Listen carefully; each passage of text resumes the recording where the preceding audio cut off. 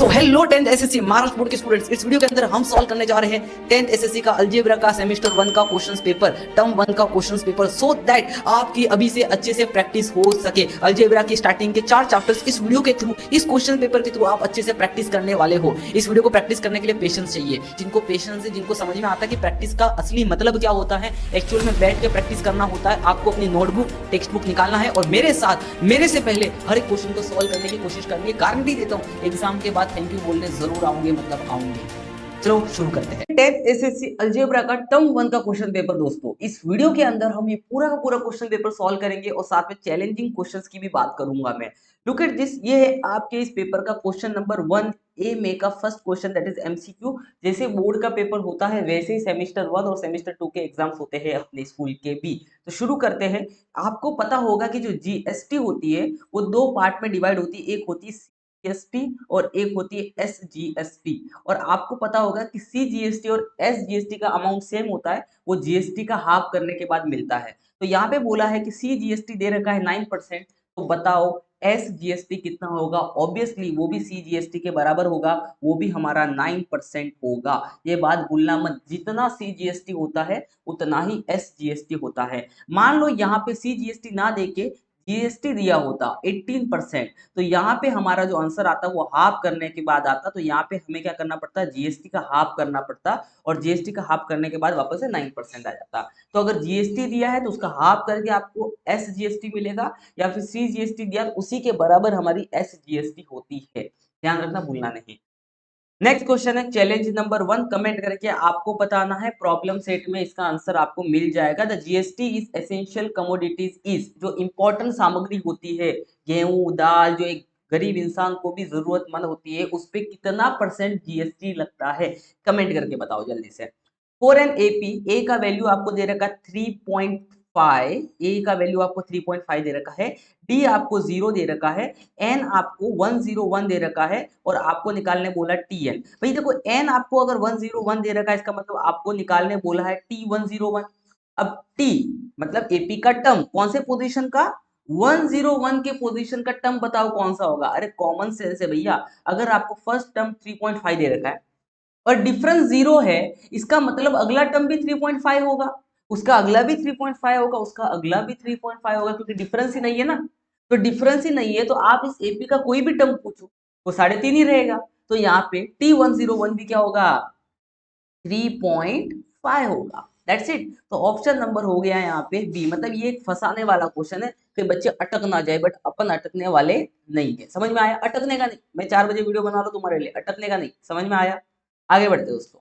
वापस से आपके लिए चैलेंजिंग क्वेश्चन। चैलेंजिंग क्वेश्चन का कमेंट करने से जीवन में आनंद का अनुभव होता है मित्रों। तो चैलेंजिंग क्वेश्चन का कमेंट करते रहो। बड़ा सुंदर क्वेश्चन है। क्या बोला है, 18 टर्म और 13 टर्म का डिफ माइनस करके बताओ। भैया देखो, सेम टाइप का एपी है तो 18 टर्म कैसा होगा, ए प्लस 17 में 18 में एक कम कर दो 17d, ये हो गया तुम्हारा 18th टर्म। और 13 टर्म तो क्या होगा, ए प्लस 12d, और दोनों का क्या करना, माइनस करना। तो लो माइनस कर लो, माइनस करने जाएंगे ये और ये कट हो जाएगा। 17 में से 12 गया तो 5d बचा, तो ये मिला हमें T18 माइनस T13। अब भैया यहाँ पे D का वैल्यू तो कुछ डाल ही सकते हो ना, यहाँ पे लिखा हुआ D का वैल्यू डाल के कमेंट करके आंसर बताओ यार, कमेंट करके आंसर बताओ। ओके, जब तक आप खुद कमेंट नहीं करोगे मुझे लगेगा कि आपकी तैयारी नहीं हुई, और अगर आप कमेंट करोगे तो मुझे लगेगा आपकी तैयारी बहुत सही चल रही है। ओके, आगे बढ़ते हैं दोस्तों।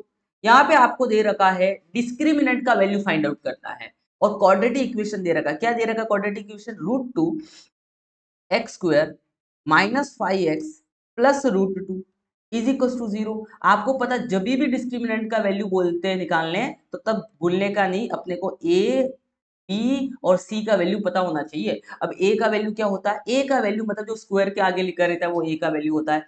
एक्स के आगे लिखा है जिसका पावर 1 है उसके आगे रहता है बी का वैल्यू, और लास्ट वाला जो बचा हुआ पूरा का पूरा सी का वैल्यू। तो यहां से हमें ए का वैल्यू पता चल गया √2, बी का वैल्यू पता चल गया -5। अगर आप फास्ट बच्चे हो, फटाफट समझना चाहते हो तो वीडियो का स्पीड बढ़ा के देख सकते हो। ठीक है, बी का वैल्यू -5 और सी का वैल्यू हो गया यहाँ पे √2। प्लस है तो प्लस लिखने की जरूरत है, लेकिन ध्यान रखना अगर माइनस लगा है तो माइनस लिखना मत भूलना। ओके, चलो भैया, डिस्क्रिमिनेंट का फॉर्मूला बच्चा बच्चा जानता है, बी स्क्वायर माइनस 4ac। तो बी का वैल्यू कितना है, बी का वैल्यू -5। देखो मैंने -5 कितने सुंदर से लिख के स्क्वायर लिखा है, -4। ए का वैल्यू √2, सी का वैल्यू √2। -5 का स्क्वायर 25 माइनस √2। बच्चा बच्चा जानता है सब, जब रूट रूट होता है, सेम नंबर होता है तो रूट कट जाता है, 2 बन गया। 2 × 4 कितना हो गया, 8 हो गया। और 25 में से 8 गया तो कितना बचा, तो वो बचा आपका 70 या 17। तो यहाँ पे हमें डिस्क्रिमिनेंट का वैल्यू मिल चुका है 17, ऑप्शन नंबर बी। ये लो, जय महाकाल। आसान था, सिंपल था, ठीक है। नेक्स्ट, चैलेंज नंबर 3 बोला है रूट रियल और इक्वल है, तो बताओ के का वैल्यू क्या होगा। जो भी चैलेंज में क्वेश्चन दे रहा हूँ, इंपॉर्टेंट क्वेश्चन से आपको प्रैक्टिस करके जाना, मतलब जाना है, ठीक है। रूट्स रियल और इक्वल कब होते हैं, वेरी गुड, जब डिस्क्रिमिनेंट का वैल्यू कितना हो, 0 हो। मतलब बी स्क्वायर -4ac सब 0 होता है, जब 0 होता है तब रूट रियल और इक्वल होते हैं। तो यहाँ पे बी का वैल्यू देखो, यहाँ पे बी का वैल्यू देखो, के एक्स क्या क्या लगा हुआ है, के, मतलब यहाँ पे बी का वैल्यू हो जाएगा के। 4, ए का वैल्यू क्या होगा, एक्स स्क्वायर के आगे क्या लगा 1, तो यहाँ पे ए का वैल्यू 1 हो जाएगा। और सी का वैल्यू क्या हो जाएगा, यहाँ पे सी का वैल्यू हो जाएगा के। अब इसको अगर आप सॉल्व करोगे तो आपको यहाँ पे के की वैल्यू मिल जाएगी। कमेंट करके बताना इसका एग्जैक्ट आंसर क्या होगा। थोड़ा सा इसमें गलती होता है, मैं आपको बता देता हूँ गलती कहाँ होता है। आप गलती करोगे ऑप्शन नंबर बी टिक करने में, ऑप्शन नंबर बी टिक करने में आप गलती करोगे, लेकिन इसका आंसर ऑप्शन नंबर बी नहीं है, मैं हिंट दे दिया। अभी आपको समझदार इंसान को बताना है कि इसका आंसर ऑप्शन नंबर बी काहे नहीं है और कौन सा ऑप्शन है। देखते हैं कितने लोग कर पाते। ओके, नेक्स्ट, एक ग्राफ ड्रॉ करना है जिसके लिए आपको इक्वेशन दे रखा है 2x + y = 8, और आपको बोला बता बेटा y का वैल्यू क्या होगा जब x का वैल्यू 2 दिया है। x का वैल्यू 2 दिया है, जब y का वैल्यू क्या होगा। तो अगर x का वैल्यू 2 दिया है तो x के जगह पे 2 पुट करना, x के जगह पे 2 पुट करो। लो, कुछ भी नहीं करो, x के जगह पे 2 पुट करो। ओके, कुछ नहीं करने का, 5 स्टार खाने का, x का वैल्यू 2 पुट करने का। 2 2 जा 4 + y = 8, तो y = 8, ये +4 इधर आके क्या होगा -4, और 8 में से 4 गया तो लग गया चौका, y का वैल्यू आया चौका, that is option number D. Simple सा था। अगर यहाँ पे y का वैल्यू दिया रहता, x का वैल्यू निकालना रहता, तो y के जगह पे पुट करते। सिंपल सी बात है। इस क्वेश्चन को बोर्ड्स वाले हो, अपने एग्जाम्स वाले हो, स्कूल वाले हो, पूछते ही है, पूछते ही है।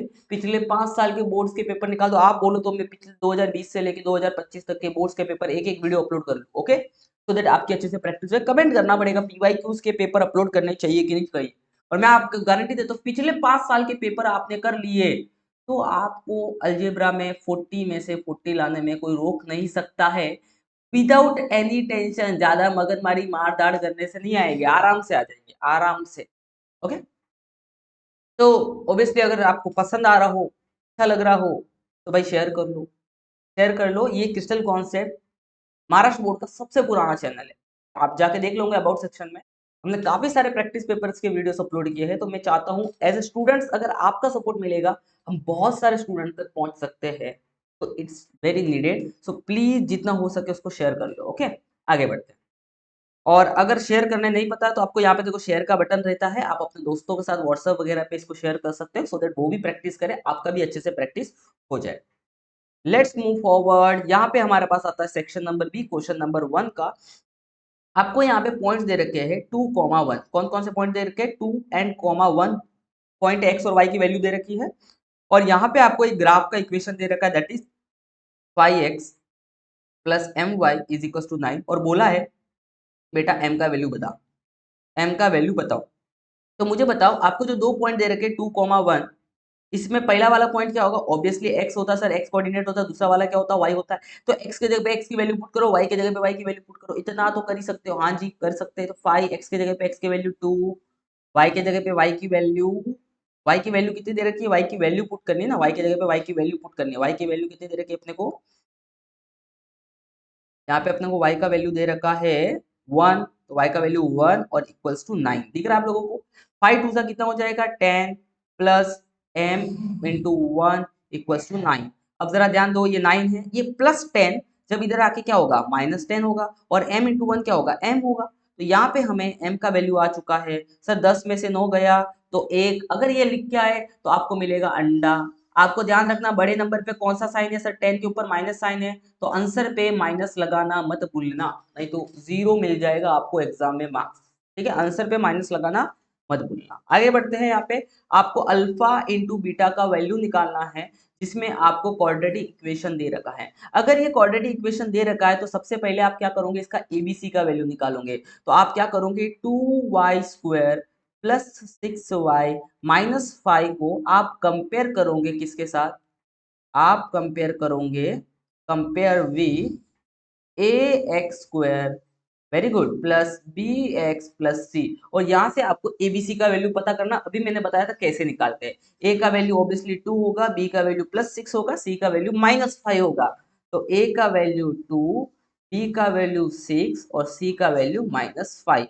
आपको पता होगा दो चीजें होती है, एक होता अल्फा प्लस बीटा और एक होता alpha into beta. Alpha plus beta होता माइनस बी अपॉन ए और अल्फा इंटू बीटा होता है सी अपॉन ए। तो हमें अल्फा इंटू बीटा निकालने बोला है, तो हम अल्फा इंटू बीटा निकालेंगे, सी अपॉन ए यहाँ पे लिखेंगे, और सी का वैल्यू आपको दिख रहा है दोस्त -5 और ए का वैल्यू दिख रहा है 2। तो अल्फा इंटू बीटा का जो फाइनल वैल्यू आया है वो -5/2 आया है। एग्जाम में ऐसा सुंदर सा एक चौकट करना भूलना मत। ठीक है, बॉक्स करोगे तो ज्यादा सुंदर और खूबसूरत दिखेगा। ठीक है, next right the common difference. यहाँ पे एपी दे रखा है जो है 0.6, दूसरा नंबर टर्म है 0.9, थर्ड टर्म है 1.2, फोर्थ टर्म है 1.5 डॉट डॉट डॉट, और आपको बोला राइट द कॉमन डिफरेंस।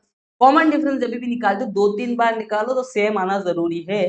तो यहाँ पे कॉमन डिफरेंस निकालते समय ध्यान रखना, ये पहला टर्म है, ये आपका दूसरा टर्म है, ये आपका तीसरा टर्म है, ये आपका चौथा टर्म है। 2 बार निकाल दो काम चल जाएगा। पहले बार t2 माइनस t1, मतलब आगे वाले नंबर में से पीछे वाला नंबर माइनस करो। t2 का वैल्यू 0.9 और t1 का वैल्यू 0.6, तो इसका आंसर आएगा 0.3। 3 लिख के मत आना, समझा। और उसी तरीके से नेक्स्ट आप कर लोगे t3 माइनस t2, आगे वाले में से पीछे वाला माइनस, दैट इज 1.2 माइनस 0.9, और ये भी आपका आएगा 0.3। मतलब ये तो एपी पहले से दिया तो ऑब्वियसली कॉमन डिफरेंस सेम आएगा। ठीक है, नेक्स्ट टैक्सेबल वैल्यूज आपको दे रखी है 2000 रुपीज और जीएसटी दिया है 18%, और आपको बोला सीजीएसटी निकाल। भाई मैंने अभी बताया था जीएसटी का आधा होता है सीजीएसटी, पहले जीएसटी अमाउंट में निकाल देते हैं। तो यहाँ पे मुझे बताओ टैक्सेबल वैल्यू कितना दे रखा है सर, टैक्सेबल वैल्यू जिसपे टैक्स लगने वाला है जिस अमाउंट पे, वो दे रखा है 2000। परफेक्ट। और रेट ऑफ जीएसटी, परसेंटेज जो होता है उसको बोलते हैं रेट ऑफ जीएसटी। तो रेट ऑफ जीएसटी कितना दे रखा है दोस्त, वो दे रखा 18%।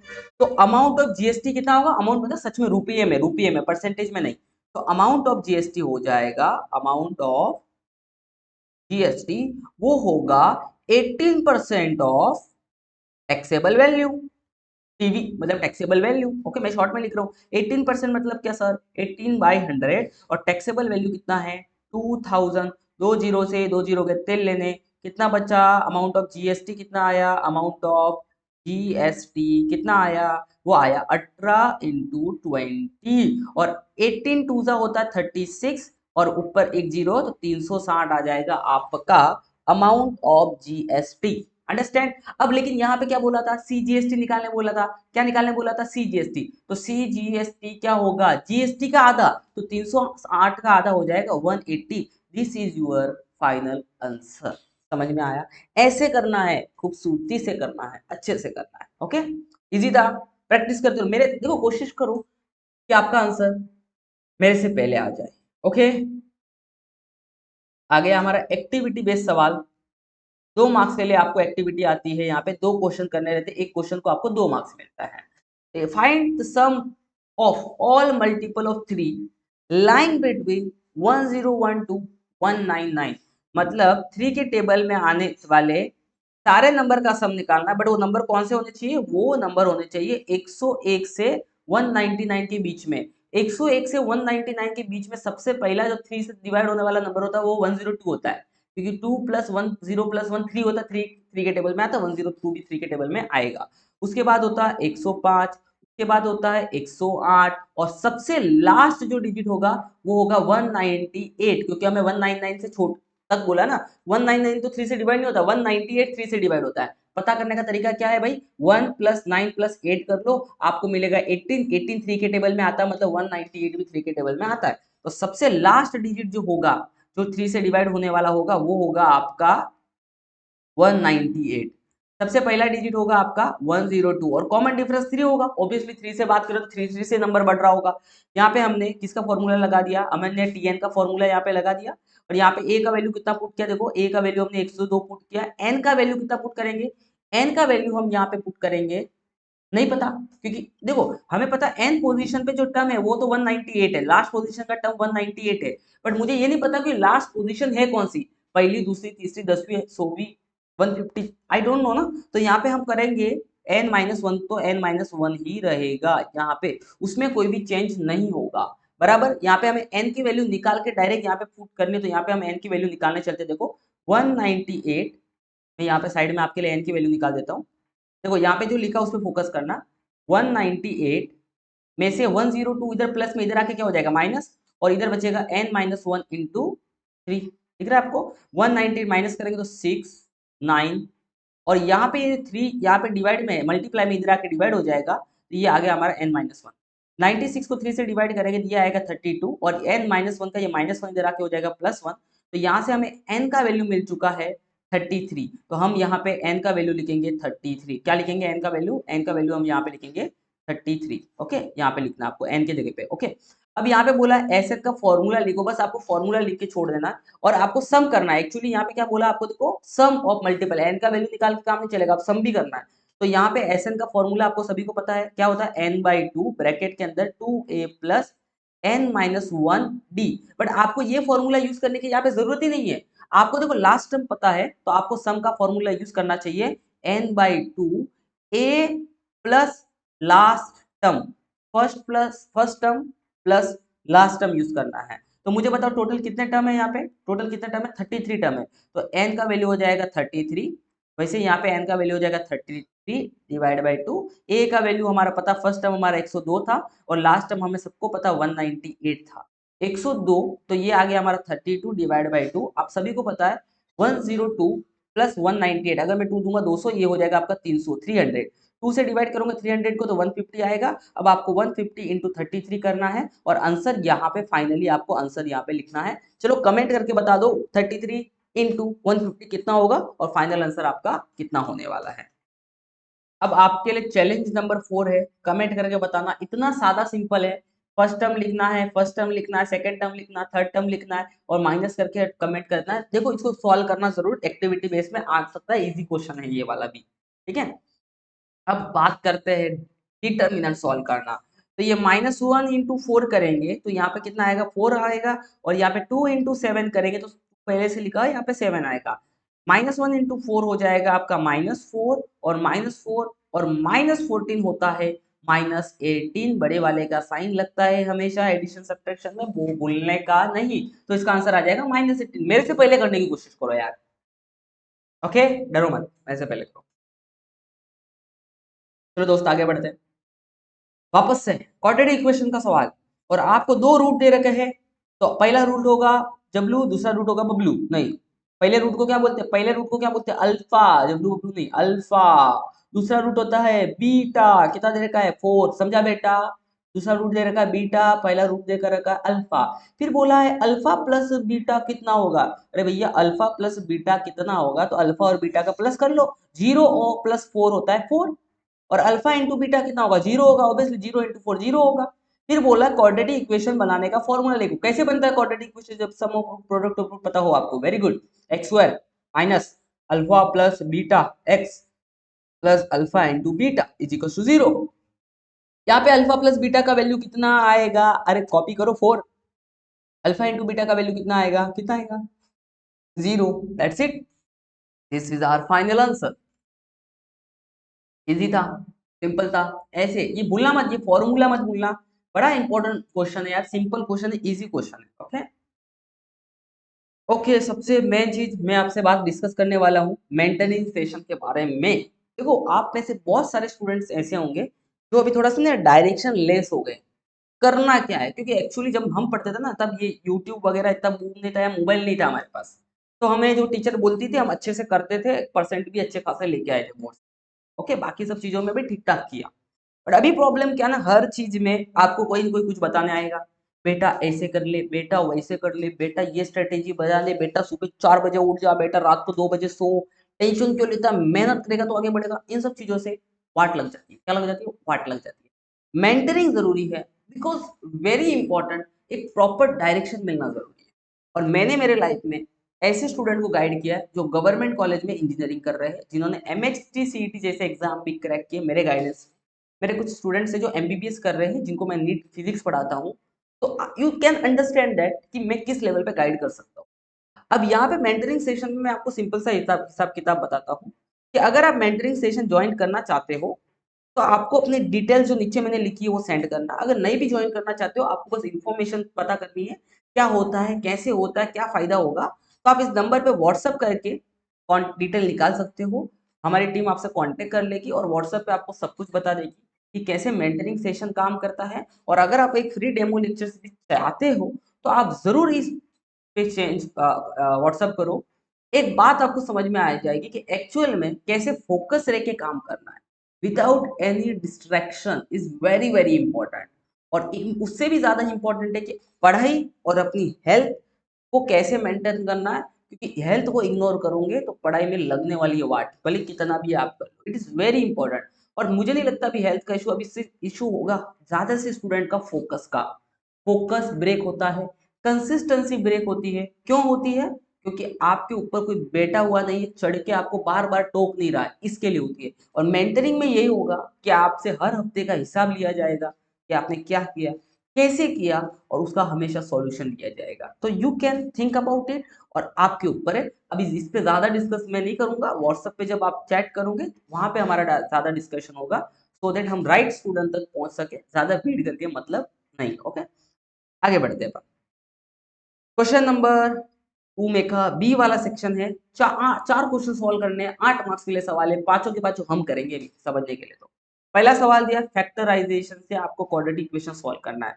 तो क्वाड्रेटिक इक्वेशन दिया x square minus 2x minus 3 equals to 0।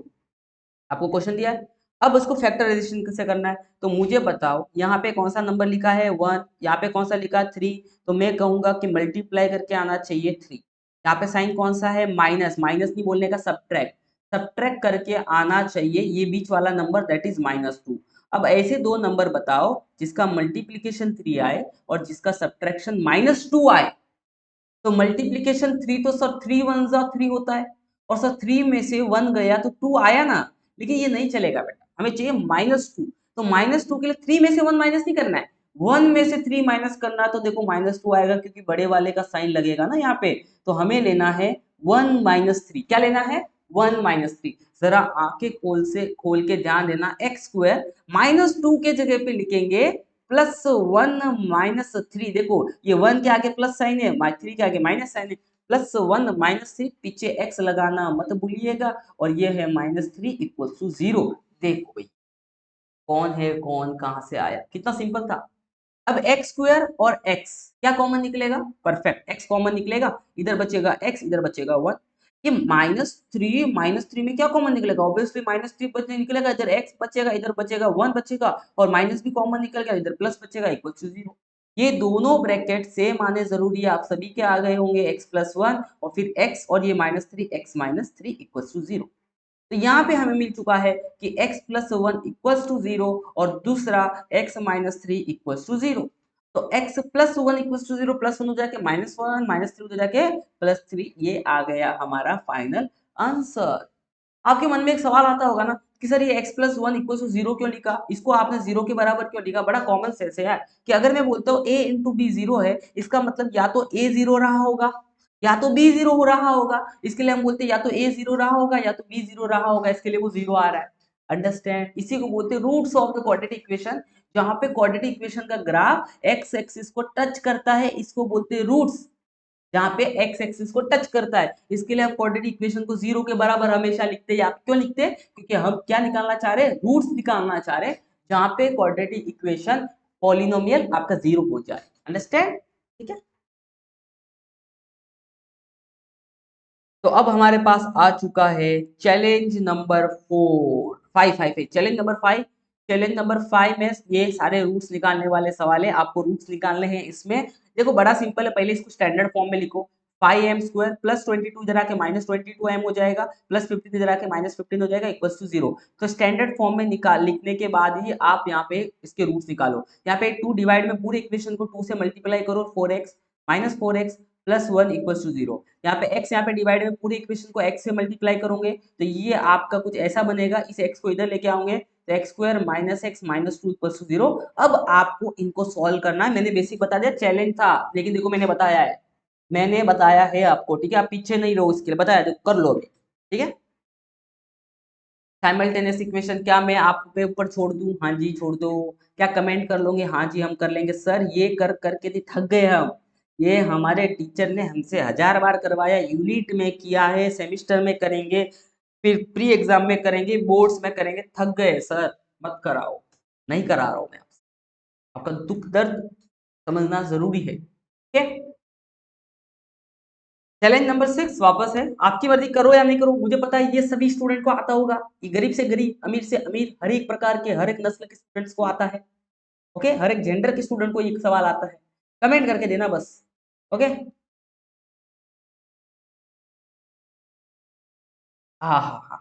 ए का वैल्यू दे रखा -1, डी का वैल्यू 1/2 दे रखा, बोला T10 निकालो। ये सर T10 मतलब क्या? Tn का फॉर्मूला लगाओ, a plus n minus 1d। हाँ जी लगा दिया। T10 तो n का value 10, a plus 10 minus 1d, मतलब ये फॉर्मूला बन गया Tn is equal to a का वैल्यू बोल, a का value -1, n minus 1, 10 minus 1d और 9, और d का वैल्यू कितना? d का वैल्यू कितना? 1/2, दैट्स इट। तो ये आ गया -1। 9 को अगर आप 2 से डिवाइड करोगे, क्योंकि मल्टीप्लाई है तो बीच में नीचे डिवाइड होगा ऑब्वियसली, तो ये आएगा आपका 4.5। -1 और 4.5, देखो 4.5 में से -1 करना है तो ये 5, ये 3, तो आंसर आ गया आपका 3.5। एंड दिस इज योर दसवां टर्म, दिस इज योर दसवां टर्म, दैट इज 3.5। अंडरस्टैंड? 3.5, 3.5। इसको और भी तरीका है लिखने का, Tn इज इक्वल टू -1 9/2, ऊपर नीचे 2 से मल्टीप्लाई करोगे, 9 में से 2 गया तो 7/2, इसका आंसर 7/2 भी आप लिख सकते हो। अंडरस्टैंड? वैल्यू ऑफ डिस्क्रिमिनेंट अभी मैंने बताया, जा पीछे। b² माइनस 4ac करवाया था कि नहीं करवाया था? फटाफट कमेंट करो, कमेंट करो। ए बी का वैल्यू कितना होगा? 10, ए का वैल्यू कितना होगा? 1, सी का वैल्यू कितना होगा? -7, भूलना मत। एबीसी का वैल्यू निकालना सिखाया था ना, फटाफट डिस्क्रिमिनेंट का वैल्यू निकाल के कमेंट कर लो इसका। यस, अभी अभी सुनना, अभी सुनना। आपके पास शेयर थे, जो नहीं है आपके पास बट थे मानो, और उसकी मार्केट वैल्यू थी 1000 रुपया, मतलब अगर उसको कोई खरीदेगा 1000 में खरीदेगा और बेचेगा तो 1000 में बेचेगा, लेकिन उस पर दलाली लगी 0.1%। तो बोला amount receive by after the sale, आपने वो शेयर बेचे तो आपको कितना पैसा मिला? देखो सिंपल सा बात है भाई, ये मान लो एक ब्रोकर है, कौन है? ब्रोकर, दलाल आदमी। आपने बोला मेरे पास 1000 रुपए के शेयर है, तू बेच देना। तो इससे बोला ठीक है मैं 1000 रुपए के शेयर बेचूंगा, पर जब मैं 1000 रुपए के शेयर बेचूंगा ना, तेरे से मैं 1 रुपया लूंगा या 2 रुपया लूंगा या 3 रुपया लूंगा। तो जब आपको वो 1000 रुपए के शेयर बेच के देगा तो क्या वो आपको 1000 रुपया देगा? नहीं देगा, वो ब्रोकरेज अपने खीसे में रखेगा, वो ब्रोकरेज अपने जेब में रखेगा ना। तो आपको वो क्या करेगा, जितना ब्रोकरेज होगा वो जेब में रखेगा और बाकी बचा हुआ अमाउंट माइनस करके देगा। 1 रुपया अगर ब्रोकरेज है तो 990 रुपीज आपके जेब में डाल के देगा। तो जब भी आप शेयर को बेचते हो तो आपको ब्रोकरेज माइनस करके मिलता है, और खरीदते हो तो आपको उस समय ब्रोकरेज को प्लस करके अमाउंट पेड करना पड़ता है। भाई बेच, मैं तेरे शेयर खरीदवा रहा हूँ तेरे से, तो मैं ब्रोकरेज लूंगा, तो 1000 रुपए के शेयर है, 1 रुपया में ब्रोकरेज लूंगा तो कोई 1001 रुपया देना पड़ेगा मेरे को, और जब तू बेचेगा तो भी मैं ब्रोकरेज दूंगा, तो 1 रुपया मेरे जेब में रखूंगा और बाकी बचा हुआ तेरे को दूंगा। तो बेचते समय ब्रोकरेज को माइनस किया जाता है। मामला समझ में आ गया? हाँ जी आ गया। अरे आप समझाओगे समझ में कहाँ ही नहीं आएगा बे, आ गया। तो यहाँ पे दोस्तों, मेरे प्यारे प्यारे दोस्तों, यहाँ पे मार्केट वैल्यू कितना है? 1000। सुबह वीडियो बनाता हूँ बहुत एनर्जी मिलती है, वीडियो ऐसे मैं बनाता नहीं हूँ, आपको पता है वीडियो की कंसिस्टेंसी कम है, क्योंकि आप सब्सक्राइब नहीं करते हो, वीडियो को लाइक नहीं करते हो। अभी भी वो लाइक का बटन सूना पड़ा हुआ है, सब्सक्राइब का बटन सूना पड़ा हुआ है, इसको रंग लहू लुहान कर लो दोस्तों। ठीक है, मेरा टारगेट है यार, कम से कम आप जितने ज्यादा लोगों के साथ शेअर करोगे तेवढं मोटिवेशन भेटणार. तर लवकरात लवकर शेअर करा आणि माझ्या मराठी जनतेला विनंती आहे, जेवढं शेअर करणार तेवढं चांगलं. Thank you so much. Market value दिया है 1000 रुपीज और ब्रोकरेज का कितना रेट है, ब्रोकरेज कितना 0.1%. तो रेट ऑफ ब्रोकरेज या ब्रोकरेज रेट कितना है, 0.1% की दलाली लगने वाली है. तो पहले 0.1% के हिसाब से पहले ब्रोकरेज निकाल दो. तो यहाँ पे जो ब्रोकरेज है अकॉर्डिंग टू 0.1% वो कितनी होगी, तो वो होगी ब्रोकरो ब्रोकरो ब्रोकली नहीं, ब्रोकरेज होगी 0.1% ऑफ मार्केट वैल्यू. बराबर, मार्केट वैल्यू कितनी है 0.1 इंटू मार्केट वैल्यू कितनी है डिवाइड बाय 100 परसेंटेज में, और मार्केट वैल्यू 1000 है. तो यहाँ पे 2 जीरो से 2 जीरो कट, तो ये बचा 0.1 इंटू 10 और ये आंसर आ गया आपका 1. तो ब्रोकरेज आ गया 1. तो अब मुझे बताओ कितना अमाउंट रिसीव होगा, परफेक्ट कितना अमाउंट रिसीव होगा, वो होगा 1000 माइनस 1, दैट इज ओ, वो आंसर भी 999 आ गया. इतना अमाउंट जो बेचने वाला उसको मिलने वाला है, amount received by seller 999. Simple था, सिंपल था, सिंपल था. यस, डिस्क्रिप्शन के बारे में बात करते हैं. इस वीडियो के नीचे एक लिखा होगा मोर करके, आप मोर पे क्लिक करोगे डिस्क्रिप्शन ओपन होगा. डिस्क्रिप्शन में आपके प्रैक्टिस के लिए हर प्रकार के वीडियोस, साइंस के आईएमपी, एसएसटी के questions paper, semester 1, semester 2, final exam, unit test के मिल जाएंगे. आप इस वीडियो को कंप्लीट करने के बाद एक बार डिस्क्रिप्शन चेकआउट कर लेना, डिस्क्रिप्शन चेकआउट कर लेना. ओके, आते हैं नेक्स्ट क्वेश्चन की तरफ. एक्टिविटी बेस्ड सवाल है यहाँ पे हमारे पास. यहाँ पे आपको के का वैल्यू निकालने बोला है, क्वाड्रेटिक इक्वेशन दे रखा है और उस क्वाड्रेटिक इक्वेशन का आपको डिफरेंस बिटवीन द रूट्स दे रखा है 7. तो रूट्स मान लो अल्फा बीटा, उनके बीच का डिफरेंस कितना होगा 7, ऐसा बोला उन्होंने. डिफरेंस बिटवीन रूट दे रखा है, के का वैल्यू निकालना है. अगर आपका ये क्वाड्रेटिक इक्वेशन है तो एबीसी का वैल्यू क्या होगा, ए का वैल्यू 1, बी का वैल्यू -13 और सी का वैल्यू के पहले बता दिया हूँ. अल्फा प्लस बीटा कितना होता है -b/a. तो बी का वैल्यू कितना -13, तो यहाँ पे -13 आएगा. माइनस माइनस देखो यहाँ पे प्लस हो चुका है.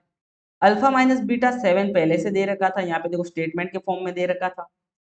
अभी यहाँ पे जरा देखो, जरा देखो, देखो ये वाला इक्वेशन और ये वाला इक्वेशन को अगर हम सॉल्व करते हैं, मतलब ऐड करते हैं, तो plus beta minus beta cut और अल्फा कितना हो जाएगा 2 अल्फा, और यहाँ पे +13 और +7 कितना होगा 20. ये 2 मल्टीप्लाई में इधर आके डिवाइड होगा, 20 डिवाइड बाई 2 कितना होगा 10. तो अल्फा इज इक्वल टू 10 आ गया. अब अल्फा प्लस बीटा वाला जो इक्वेशन था उसमें अल्फा का वैल्यू कितना पुट करेंगे 10, तो +10 उधर जाके क्या होगा -10. तो यहाँ पे बीटा का वैल्यू आ जाएगा 3. करेक्ट है. अब अल्फा इंटू बीटा क्या है, तो alpha into beta by C/A होता है, बट जरूरत ही नहीं है उसकी. अभी यहाँ पे थोड़ा सा दिमाग लगाऊंगे, अल्फा इंटू बीटा अपन C/A होता है, तो जरा ध्यान देना सी का वैल्यू कितना है, सी का वैल्यू के है बराबर, ए का वैल्यू कितना है 1, तो 1 लिखा ही नहीं लोग ने जानबूझ के. अल्फा इंटू बीटा, अल्फा का वैल्यू कितना है 10 और बीटा का वैल्यू कितना है 3, तो ये कितना आ गया 30. तो इसका मतलब के का वैल्यू कितना हो गया 30. That's it. एक्टिविटी बेस्ड सवाल है, आपको एज इट इज बना के आना है, डब्बे भर के आना है, अच्छे से बनना, कॉपी नहीं करना. एग्जाम में कॉपी करके मार्क्स आते हो, आई डोंट लाइक इट यार. आप एक साल भर अपना एक साल मेहनत करते हो और एंड में भी कॉपी करनी पड़ रही है, बुरा लगता है, दुख होता है थोड़ा सा, दुख. Okay, don't do this. थोड़ा कम आएगा चलेगा, बट आपको अपनी रियलिटी चेक मिलेगा. किसको दिखाना है मार्क्स, बोलते सर समाज नहीं सिर्फ मार्क्स देखता है, टैलेंट नहीं देखता. ये तो बात सही है, आई एग्री विथ यू. घर पे भी मम्मी भी तो यही पूछेगी ना, बेटा मार्क्स कितना है. मम्मी को थोड़ी समझ में आता है कि बच्चा समझ के पढ़ रहा है कि नहीं समझ के पढ़ रहा है. डजंट मैटर, पेरेंट्स को भी कभी कभी फर्क नहीं पड़ता कि आप समझ के पढ़ रहे हो कि नहीं पढ़ रहे हो, आपके मार्क्स कितना है वो पूछते, सिर्फ मार्क्स पूछते, मार्क्स मार्क्स मार्क्स पूछते हैं. Okay, perimeter is 40 centimetre. Perimeter मतलब क्या, the length of the rectangle, rectangle की पूरी लंबाई पेरीमीटर होता है. कंबल हो रहा है, रेक्टेंगल की पूरी लंबाई को पेरीमीटर कहते हैं. अब सुनो अच्छे से, लेंथ जो है ना is more than double its breadth by 2. अब सुनो, यहाँ पे फर्स्ट कंडीशन दे रखी थी कि पेरीमीटर ऑफ रेक्टेंगल इज 40, और मान लेता हूं कि मैं लेंथ को x बोलता हूं, ब्रेथ को वाई बोलता हूँ, तो अकॉर्डिंग टू पेरीमीटर फॉर्मूला क्या होता है, perimeter of rectangle 2 into L plus B. ये देखो 2 into L plus B is equal to perimeter that is 40 लिखा, यहाँ पे हो गया। तो यहाँ पे ये जो 2 है मल्टीप्लाई में उधर जाके डिवाइड होगा, 40 का क्या हो जाएगा 20 हो जाएगा, 40 का 20 हो गया और यहाँ बचेगा x plus Y.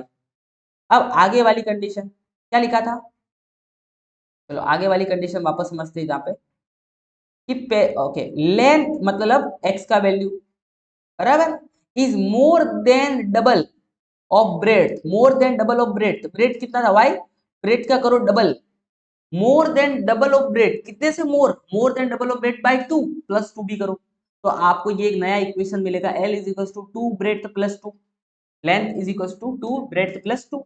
Second condition के हिसाब से ये मिल गया आपको इक्वेशन 2। अब जरा इस इक्वेशन को थोड़ा सा अरेंज करोगे तो आपको पता है कि सर 2y इधर आएगा तो ये बनेगा x माइनस 2y प्लस 2, मतलब 2 रहेगा, देखो ये इधर लिखा है और ये पहला वाला इक्वेशन यहाँ लिखा है। अब क्या करना है, सब्ट्रैक्ट करना है, चलो वो तुम्हें दिमाग नहीं लगाना, उन्होंने करके रखा है।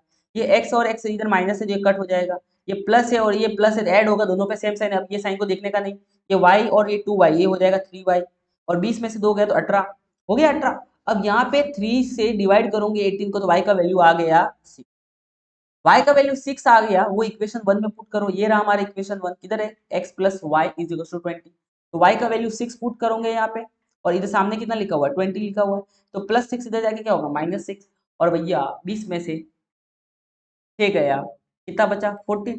तो यहाँ पे हमें लेंथ मिल चुका है 14 सेंटीमीटर और ब्रेड्थ मिल चुका है 6 सेंटीमीटर। इस क्वेश्चन से ये समझ में आता है कि अगर ये क्वेश्चन सिर्फ एग्जाम में आया बिना एक्टिविटी के साथ तो भी आपको लिखने आना चाहिए। ये आई थिंक सोल्ड एग्जाम्पल का सवाल है, जरा मुझे कमेंट करके बताना सच में सोल्ड एग्जाम्पल का सवाल है कि नहीं है। ओके, क्वेश्चन नंबर 3, 3 मार्क्स के लिए 2 सवाल आपको करने, मैं इसमें के 2 ही करूंगा, बाकी बचे हुए 2 आप जरूर जरूर करना। पहला सवाल आपके सामने ये रहा, प्रत्येक परचेस 100 रुपीज के शेयर, कितने के 100 रुपीज के शेयर खरीदे, 100 शेयर खरीदे, सॉरी 100 रुपीज के नहीं, जिसका फेस वैल्यू 200 था। फेस वैल्यू मतलब आपको पता है जब शेयर मार्केट में आते हैं तब उसकी एक वैल्यू डिसाइड होती है, वो फेस वैल्यू होती है जिसपे सिर्फ डिविडेंड निकलता है। डिविडेंड का मतलब आपको सब पता है, डिविडेंड का मतलब क्या, मैं सिंपल से आपको बताते हैं, कोई कंपनी है और कंपनी का बहुत ज्यादा प्रॉफिट हुआ, क्या हुआ प्रॉफिट, तो मान लो कंपनी का 100 रुपया प्रॉफिट हुआ और कंपनी के पास, कंपनी के शेयर होल्डर 100 लोग हैं, मतलब 100 लोगों ने कंपनी के शेयर खरीद के रखे हैं, तो कंपनी क्या बोलेगी भाई 100 रुपए का प्रॉफिट हुआ, एक काम कर जो शेयर होल्डर है ना इन्हें 1-1 रुपया बांट दे, इसी को बोलते हैं डिविडेंड। मतलब जब कंपनी अपने प्रॉफिट का हिस्सा शेयर होल्डर में बांट देती है उसको बोलते हैं डिविडेंड, और डिविडेंड निकालते समय फेस वैल्यू का इस्तेमाल होता है, ये ध्यान रखना। ओके, तो फेस वैल्यू था, बाकी फेस वैल्यू का कोई काम नहीं, जब डिविडेंड आएगा तब। मार्केट वैल्यू कितनी है 160 रुपया, कंपनी है 20% डिविडेंड, कंपनी ने कितना डिविडेंड दिया 20%, तो रेट ऑफ रिटर्न बता, देखो सब समझाता हूँ, ये कॉन्सेप्चुअल सवाल है समझाना पड़ेगा। देख रेट ऑफ रिटर्न का मतलब समझो पहले, तो देखो भाई तुम एक इंसान हो बराबर, पहले हम डिविडेंड का मतलब समझते हैं। तो डिविडेंड मतलब समझ गया कि कंपनी अपना प्रॉफिट का हिस्सा अपने शेयर होल्डर में बांट देती है। 20% ऑफ डिविडेंड मतलब क्या, 20% ऑफ फेस वैल्यू, तो 20% मतलब 20 डिवाइड बाई 100, फेस वैल्यू कितना है 200, मैं इसको सॉल्व करूंगा समझा रहा हूँ बस अभी आपको। तो यहाँ पे 2 बचेगा, ये आ गया आपका 40, कितना आ गया 40, तो डिविडेंड आ गया 40, मतलब एक शेयर पे 40 रुपया देगा, कि अगर मैंने 2 शेयर उस कंपनी के खरीदे तो कंपनी बोलेगी एक शेयर पे 40 रुपए 80 रुपया दे दे इसको, मजे करेगा ये हो गया आपका डिविडेंड का मुनाफा। लेकिन आप जब शेयर खरीदते हो तो आप फेस वैल्यू के हिसाब से तो नहीं खरीदते हो, आप तो उसको मार्केट वैल्यू के हिसाब से खरीदते हो। तो मैं एज अ इन्वेस्टर 160 रुपए का मैंने शेयर खरीदा, 160 रुपया दे के मैंने शेयर खरीदा कोई एक, तो मैंने कितना रुपया दिया 160 रुपया दिया, कंपनी में 1 साल के बाद मुझे 40 रुपया एज अ डिविडेंड दिया। तो जब मैं 40 रुपए को कंपेयर करूंगा तो क्या मैं यहाँ पे 200 के साथ कंपेयर करूंगा कि 160 के साथ कंपेयर करूंगा, ऑब्वियसली 160 के साथ कंपेयर करूंगा, क्योंकि मेरा इन्वेस्टमेंट तो 160 था ना, मुझे क्या फर्क पड़ता कंपनी का स्टार्टिंग का वैल्यू क्या था। कंपनी जब डिविडेंड देती है तो फेस वैल्यू के हिसाब से देती है, वो उनका इंटरनल मैटर है। बट जब मैं अपने 40 रुपए का प्रॉफिट करूंगा, मैं बोलूंगा मैंने 160 रुपया कंपनी में लगाया, मुझे 40 रुपए का प्रॉफिट हुआ, मैं तो ऐसे सोचूंगा। तो जब भी आप रेट ऑफ रिटर्न निकालोगे तो आपके लिए मार्केट वैल्यू ज्यादा इंपॉर्टेंट है, समझ में आ गया, अंडरस्टैंड। तो रेट ऑफ रिटर्न मतलब कितना रिटर्न मिला, कितना परसेंटेज में आपको रिटर्न मिला। चलो अब सॉल्व करते बढ़िया से इस सवाल को। तो सबसे पहले मेरे मित्रों, मेरे दोस्तों, फेस वैल्यू कितना दे रखा है? 200 रुपया दे रखा सर। लिखो 200 रुपया, लिखो लिखो। उसके बाद सर नंबर ऑफ शेयर कितने, अरे ये भी लिखते हैं, नंबर ऑफ शेयर, शेयर नहीं रहे शेयर, शेयर्स कितने हैं? 100 है, ठीक है। अब मुझे बताओ कितना परसेंट डिविडेंड मिल रहा है? 20%। तो rate of dividend, rate of dividend कितना मिल रहा है? 20%। तो ये तो परसेंट हुआ, अमाउंट निकालना पड़ता है ना। तो डिविडेंड में अमाउंट कितना मिला? अमाउंट ऑफ डिविडेंड वो मिलेगा 20% of face value. Amount of dividend on one share, हम यहाँ पे सिर्फ एक ही शेयर के पे ऊपर कितना हमें डिविडेंड मिला वो निकाल क्योंकि हमने 100 शेयर खरीदा है ना। तो वो होगा 20 डिवाइड बाय 100 मल्टीप्लाई बाय 200, दो जीरो से दो जीरो कट, 2 इंटू 4, 2 4 और ऊपर एक जीरो लग जाएगा। तो मुझे एक शेयर पे 40 रुपए एज अ डिविडेंड मिला। तो मैं पूछूंगा टोटल डिविडेंड कितना मिला? टोटल डिविडेंड मेरे को मिला 40 रुपए एक पे, मैंने 100 शेयर खरीदा तो मुझे टोटल डिविडेंड कितना मिला? 4000 मिला। कॉमन सेंस है। मैंने कंपनी में कितना इन्वेस्ट किया, क्योंकि मेरा इन्वेस्टमेंट ज्यादा इंपॉर्टेंट है, तो मैंने टोटल इन्वेस्टमेंट कितना किया? भाई देखो, मैं कंपनी में जो भी इन्वेस्टमेंट करूंगा मार्केट वैल्यू के हिसाब से करूंगा। 160 एक शेयर का प्राइस था, यहाँ पे लिख देना मार्केट वैल्यू 160, और मैंने टोटल 100 शेयर खरीदे। तो मेरे को टोटल इन्वेस्टमेंट मैंने किया 160 और 2 जीरो और लग जाएंगे। अब मुझे पता करना है रेट ऑफ रिटर्न, ROR। क्या पता करना है? ROR। क्या पता करना है? Rate of return. तो जब भी रेट ऑफ रिटर्न में निकालूंगा तो मैं लिखूंगा नीचे टोटल इन्वेस्टमेंट। भाई मैंने कितना पैसा लगाया मेरे लिए तो वो मैटर करता है। I don't care about face value, वो कंपनी का मैटर है, वो डिविडेंड देते समय वो इस्तेमाल करते हैं जो उन्होंने किया, बराबर। बट अब मेरे को अपना रेट ऑफ इन्वेस्टमेंट देखना है। तो टोटल इन्वेस्टमेंट, और मुझे मिला, मुझे क्या मिला? मुझे टोटल डिविडेंड मिला। मुझे कितना पैसा मिला डिविडेंड के फॉर्म में? वो इतना मिला। तो ऊपर आएगा टोटल डिविडेंड मुझे मिला 4000, और डिवाइड बाय मैंने जो पैसा लगाया वो लगाया, कितना लगा? सही लिख रहा हूँ क्या मैं? क्यों गलती कर रहा हूँ? 130 ना, हाँ 16000। आगे समझ में? तो यहाँ पे आपका दो जीरो से दो जीरो कट हो जाएगा, एक जीरो से आप कुछ गलत कर रहे हैं पर, हाँ हाँ एक चीज, रेट निकालो तो मल्टीप्लाई बाय 100 भी तो करना पड़ेगा ना। यस, एक जीरो से तीन जीरो से तीनों जीरो कट हो जाएगा, 4 वन जा 4 फोर जा, तो ऊपर बचेगा 100 और नीचे बचेगा 4, और मेरा रेट ऑफ रिटर्न आएगा 25%। तो मुझे यहाँ पे कितना रेट ऑफ रिटर्न मिला? 25%। मतलब हर एक 100 रुपए पे मुझे 25 रुपया ज्यादा मिला। अगर मैंने उस कंपनी में 100 रुपया इन्वेस्ट किया तो मुझे 25 रुपया मिला एक साल के बाद extra age in the form of dividend. Okay, this is what rate of return. एक क्वेश्चन किया, 4 क्वेश्चन है, हमें दो ही करने हैं, ठीक है, हमें दो ही करने हैं। मैं दो सिलेक्ट करता हूँ अपने तरीके से, आप दो अपने से कर लेना। Solve the equation, quadratic equation आपको सॉल्व करने आता होगा फॉर्मूला मेथड से, और ये लीनियर इक्वेशन का सवाल है। ये दो चैप्टर जो स्टार्टिंग के हैं वो क्वेश्चन मैं आप पे छोड़ता हूँ, मैं दो ये कर लेता हूँ आपके लिए। ये भी एक इंपॉर्टेंट क्वेश्चन है। क्या लिखा हुआ है? How many 3 digit natural number divisible by 5। भाई पांच से डिवाइड होने वाले 3 डिजिट नेचुरल नंबर क्या है? इसमें बच्चा एक गलती करता है। भाई 3 डिजिट मतलब 3 डिजिट वाले, सबसे छोटा 3 डिजिट नंबर कौन सा जो 5 से डिवाइड होगा? ऑब्वियसली 100। 100 से छोटा 99 3 डिजिट है ही नहीं। 95 होता है क्या? 95। 100 के बाद क्या आएगा? 105। बच्चे नहीं सीधा 105 से लिखते हैं, 100 भूल जाते हैं। अरे 100 भी तो 3 डिजिट नंबर है दोस्त, ठीक है। और लास्ट का, इसके बाद 110, और लास्ट का 3 डिजिट नंबर कौन सा होगा? 999 995। 5 से डिवाइड ना, 999 नहीं, 5 से डिवाइड वाला ढूंढना है। और 1000 तो 4 डिजिट हो जाएगा। अंडरस्टैंड? ये हो गया हमारा एपी। तो मुझे बताओ हाउ मेनी 3 डिजिट नंबर पूछा है। अभी सुनो, एक बात सुनो। एक आदमी ऐसा पेशाब, आपको टॉयलेट आया है और आपने लाइन लगाया है ऐसा, और मेरे को भी आई है यार, आ जाती है कभी कभी। तो मैंने पूछा यार लाइन में कितने लोग खड़े हैं? तो मैंने जाके बोला भाई, इसको पूछा बता बता लाइन में तू, तेरी जगह क्या है, तेरी पोजीशन क्या है? उसने बोला मैं जो हूं ना, मैं 6th पोजीशन में खड़ा हूँ। तो मैं बोल दूंगा लाइन में टोटल 6 लोग खड़े। उसी तरीके से अगर मैं लास्ट वाले नंबर को पूछ लूं, बेटा बता तेरा पोजीशन क्या है, अगर इसने मुझे पोजीशन बता दिया तो मैं बोल दूंगा भैया इतने नंबर है जो 5 से डिवाइड होते हैं, दैट्स इट। जय माता दी। तो मुझे एन का वैल्यू निकालना है। क्या मुझे एन का वैल्यू निकालना, बट एन पोजीशन पे खड़ा हुआ नंबर तो पता है ना। एन पोजीशन पे कौन सा नंबर खड़ा है? 995। यस दोस्त, टी एन का वैल्यू पता है बट एन का वैल्यू नहीं पता है। तुझे एन का वैल्यू निकालना है। ए का वैल्यू तो कितना है? 100। डी का वैल्यू कितना है? 5। तो यहाँ पे T N is equals to A plus N minus 1 D. और ए का वैल्यू कितना दोस्त? 10। एन का वैल्यू नहीं पता, और डी का वैल्यू कितना है? 5, और टी एन का वैल्यू 995। ये 995 ये +10 इधर आके -10 होगा, इधर n-1 इंटू 5 बचेगा और ये हो जाएगा 985 और यहाँ पे ये मल्टीप्लाई में है, इधर आके डिवाइड होगा और यहाँ पे बचेगा n-1। तो 985 डिवाइड करूंगे तो ये 1 जा 4 बचेगा, 4 4 9 जा और 7 जा और -1 इधर आके +1 होगा, तो यहाँ पे n का वैल्यू आ गया 198। अगर कुछ गड़बड़ हो गई तो कमेंट में बता देना, गाली मत देना, बताना सिर्फ। हाँ सर आपको मैथ्स नहीं आते, आपको डिवाइड करना नहीं आता, ये नहीं आता ना, वो हो जाता है कभी कभी। कैसा लगा 198?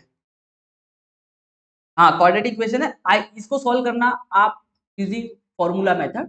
आप डायरेक्ट भी कर सकते हो, मल्टीप्लाई करके 3 आना चाहिए और प्लस करके 2√3 आना चाहिए, तो आप सोचो कैसे होगा।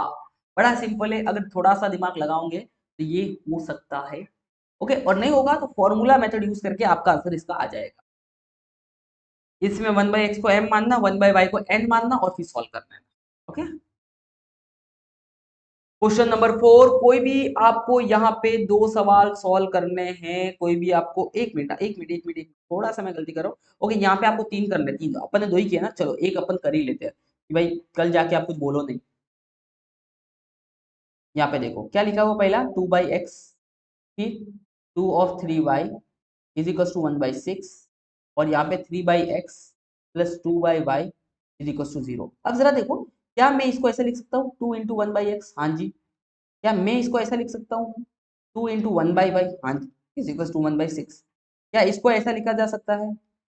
ऑब्वियसली इसको भी। अब जरा ध्यान दो, ये 1/x जो है इसको मैं a लिख सकता हूँ, ऐसा मान के चलो, और ये 1/y को b लिख सकता हूँ, तो ये बनेगा आपका 2a प्लस 2/3b और इज इक्वल टू 1/6।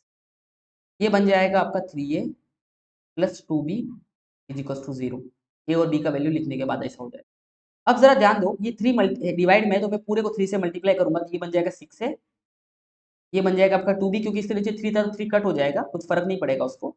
ओके, 3 से नहीं 6 से करना पड़ेगा। देखो यहाँ पे नीचे 6 भी है, 6 और 3 एलसीएम है ना, 6 और 3 का एलसीएम 6 होता है, तो यहाँ पे हो जाएगा 6 से मल्टीप्लाई करेंगे तो ये हो जाएगा आपका 12 है, सॉरी 6 से मल्टीप्लाई करेंगे। जब मैं इसको 6 से मल्टीप्लाई करूंगा तो ये 3 1 3 2 हो जाएगा और ये 2 और ये 2 कितना हो जाएगा 4, तो ये बन जाएगा आपका 4b और ये बन जाएगा आपका 1। सही कर रहे हैं अपन।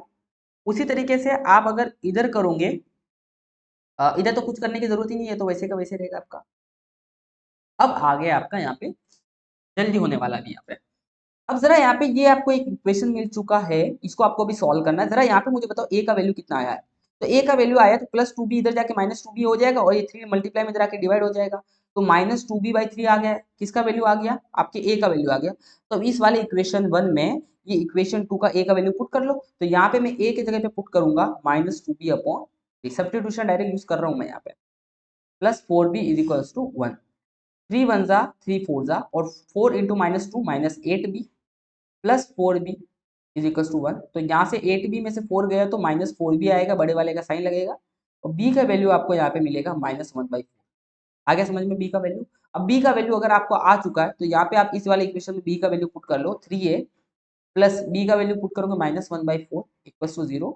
2 1 जा 2 2 जा, तो यहाँ पे आपको 3a ये आ गया आपका -1/2, -1/2 इधर आके +1/2 होगा और a का वैल्यू आ गया 1/6। अब यहाँ पे इतने से काम नहीं चलेगा, हमें ए और बी का वैल्यू निकालने नहीं बैठे थे, हम 1/x और y का वैल्यू निकालने बोले थे, बट हमने 1/x का वैल्यू क्या लिखा था? ए, बराबर ना, 1/x का वैल्यू क्या लिखा था? ए। तो अगर हमने 1/x को ए लिखा था बट ए का वैल्यू 1/6 आया है, तो 1/x इज इक्वल टू 1/6 और उसको उल्टा करेंगे तो x का वैल्यू 6 आ जाएगा, दैट्स इट।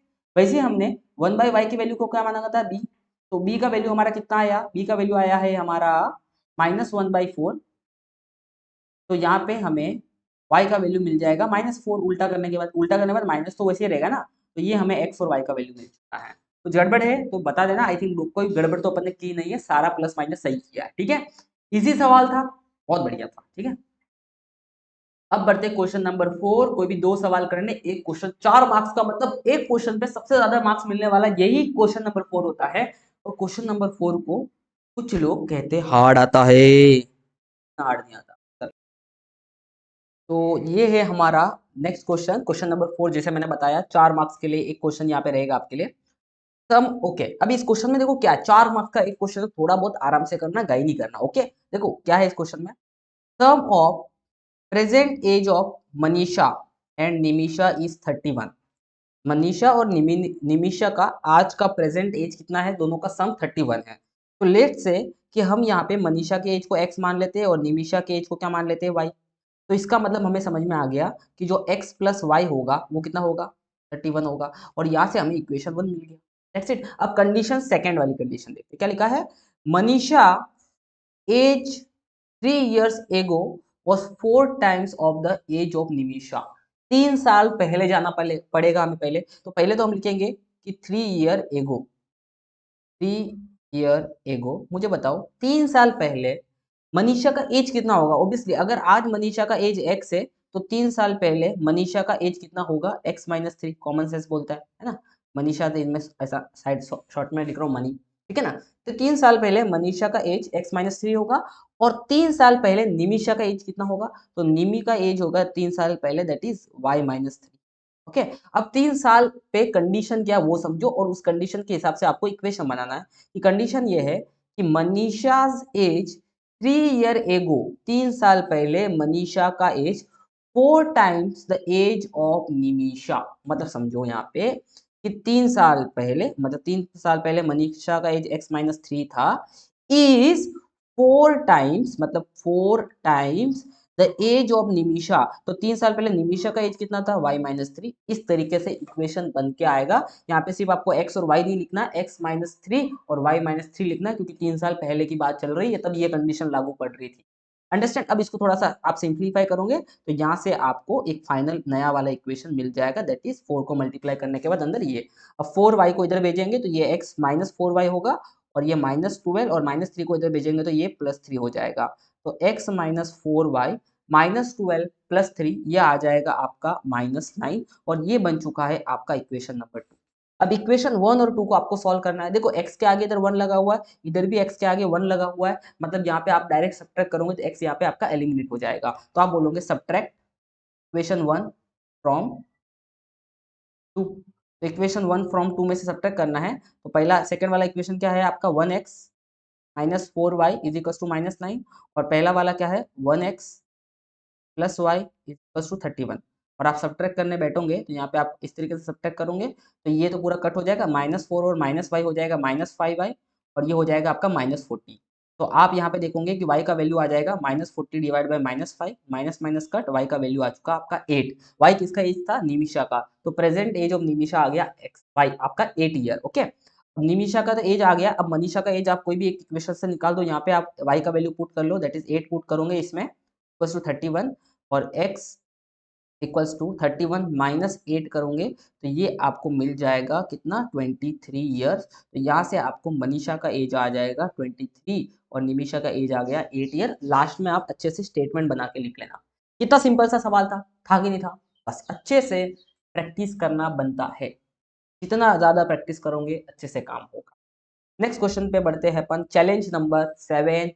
कमेंट करना है आपको, बहुत बढ़िया क्वेश्चन है, शांति से पढ़ो, अच्छे से काम करो। आपको पता है इस तरीके से ये काम होगा कि यहाँ पे 460 को डिवाइड करो तो डिवाइडेंड अंदर लिखते हैं। क्वेश्चन कितना आ रहा है, 6 more than 5 times of divisor. तो डिवाइजर को x मानो तो 6 मोर मतलब plus 5 times of divisor, 5 times of divisor मतलब 5x। तो इसको सॉल्व करोगे तो रिमाइंडर कितना आएगा 1। अभी आपको पता है इसका मल्टीप्लीकेशन में इसको प्लस करोगे तो इसके बराबर होता है, तो ये बनेगा 460 that is dividend is equals to divisor into quotient plus remainder. यहाँ से आपको एक क्वाड्रेटिक इक्वेशन मिलेगा, इस क्वाड्रेटिक इक्वेशन को आपको सॉल्व करना है और आपको x की वैल्यू मिल जाएगी और वो आपकी x की फाइनल आंसर हो जाएगा। यहाँ पे x की दो वैल्यू मिलेगी, एक पॉजिटिव और नेगेटिव बोला, बट x क्या है, नेचुरल नंबर है, तो ऑब्वियसली आपको पॉजिटिव वैल्यू लेनी है।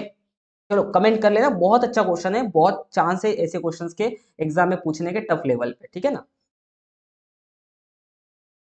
तो ये मैंने 460 वाला आपको एज चैलेंज मैंने बता दिया था, ठीक है। मैं इसको थोड़ा सा आपके लिए करने की कोशिश कर रहा हूँ। देखो ध्यान देना वापस से कि अपना डिवाइडेंड क्या था 460, किससे डिवाइड करना है वो हमें नहीं पता, डिवाइजर हमें नहीं पता।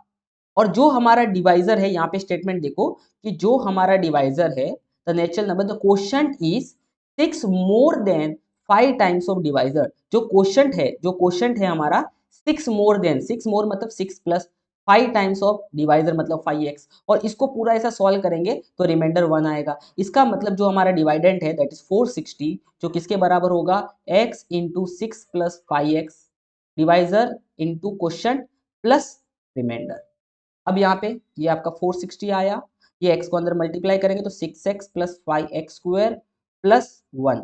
अंडरस्टैंड? तो यहाँ से आपको इक्वेशन मिलेगा that is 5x square plus 6x plus 1, और 460 प्लस में इधर आके माइनस हो जाएगा और इक्वल टू के इधर 0।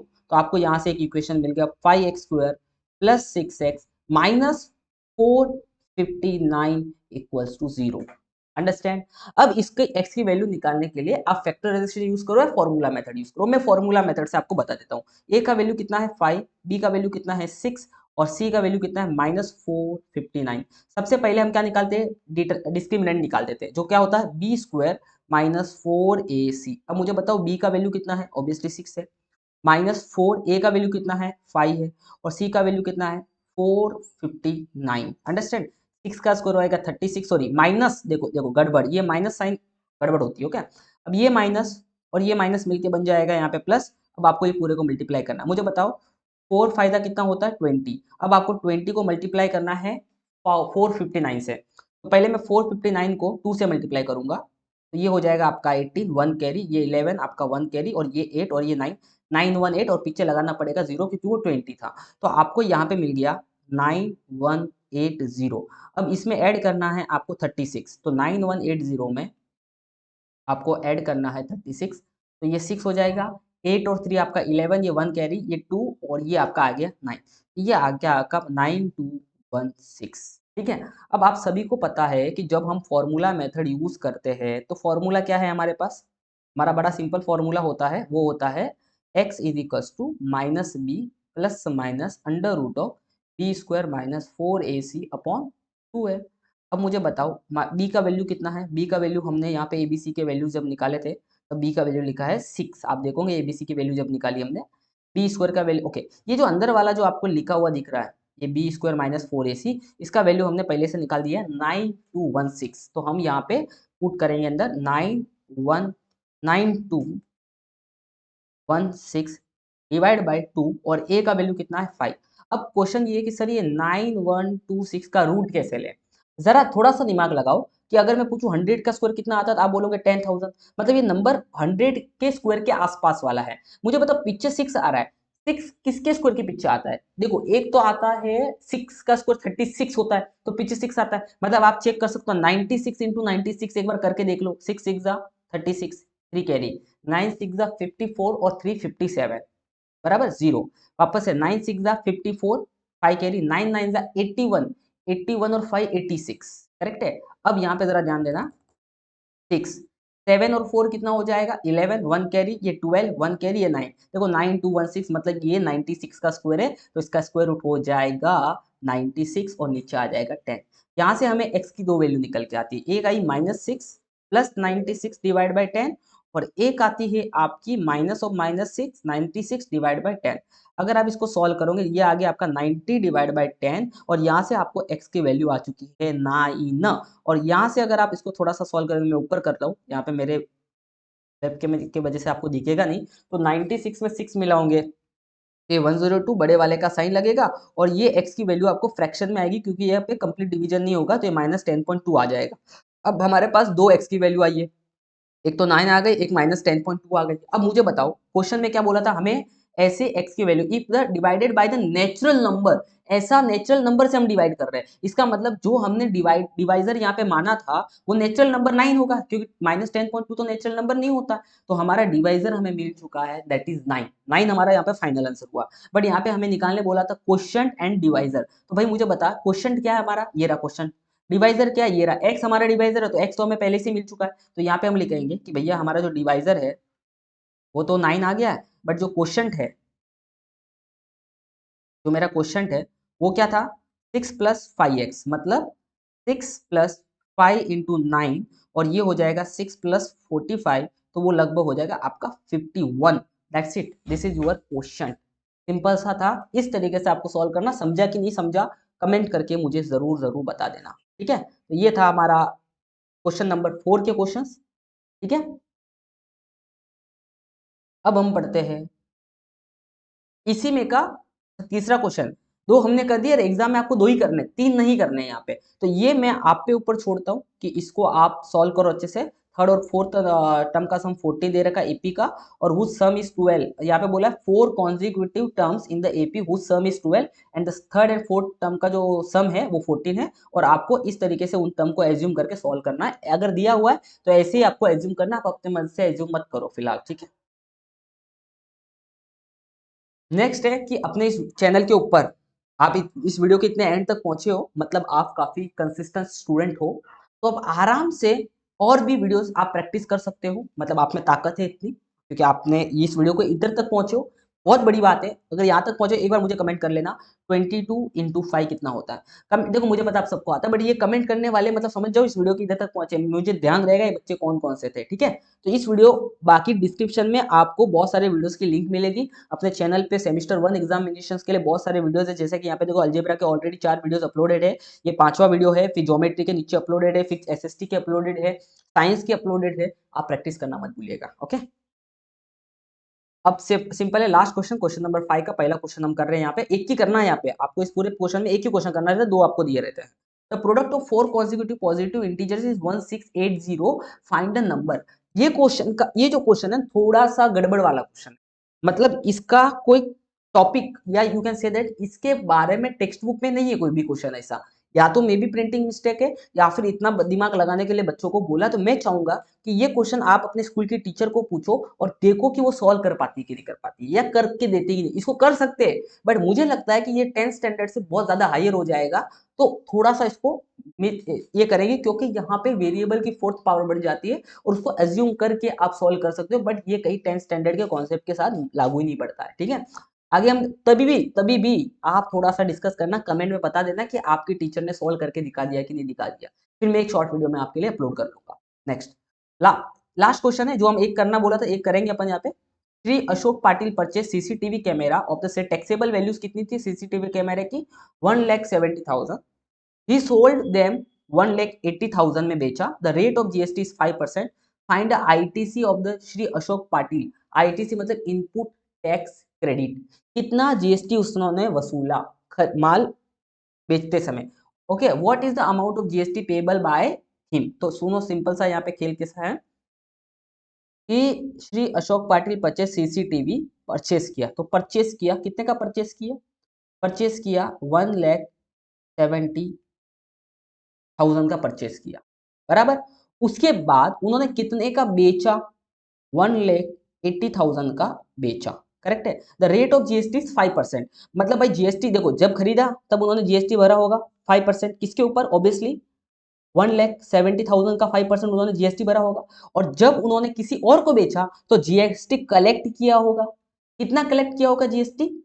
वो किया होगा 5%। किसका? ऑब्वियसली जितने में बेचा उसका 5% होगा ना, तो 1,80,000 का 5% आपको निकालना है। अब सुनो, जब आप माल बेचने के बाद जीएसटी कलेक्ट करते हो, जब आप माल बेचने के बाद जीएसटी कर रहे हो, उसको बोलते हैं आउटपुट टैक्स क्रेडिट।